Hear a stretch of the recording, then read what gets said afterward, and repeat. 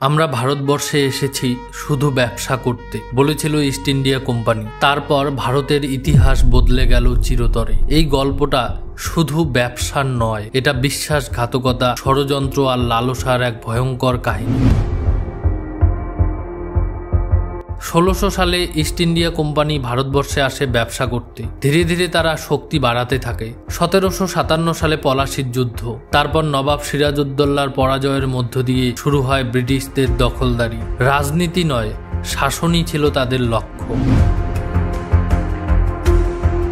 প্রথম সশস্ত্র বিদ্রোহ শুরু হয়েছিল ১৮৫৭ সালে মঙ্গল পাণ্ডে, রানী লক্ষ্মীবাই, তাতিয়া টোপির নেতৃত্বে। এটি ছিল স্বাধীনতার প্রথম চিৎকার, যদিও তা ব্যর্থ হয়। এরপরই শুরু হয় ডিরেক্ট ব্রিটিশ রুল।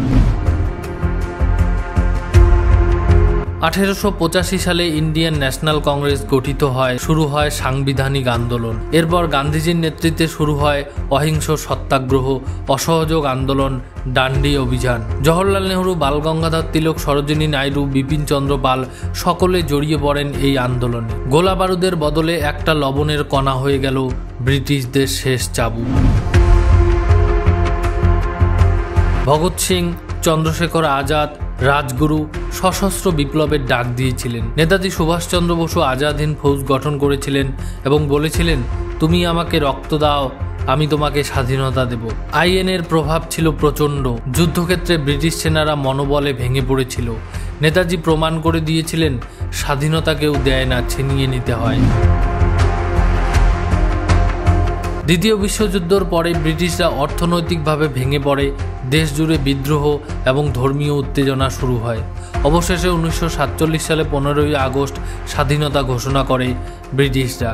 কিন্তু সেই স্বাধীনতা এলো দেশভাগ আর রক্তপাতের মাধ্যমে। লক্ষ লক্ষ মানুষ উদ্বাস্তু হয়ে যায়, হাজার হাজার প্রাণহানি ঘটে। ভিডিওটা ভালো লাগলে একটা লাইক করে দেবেন এবং আপনাদের বন্ধুদের সাথে শেয়ার করবেন। আর ইতিহাস জানতে, চিনতে আর গর্ব করতে অবশ্যই সাবস্ক্রাইব করে পাশে থাকবেন।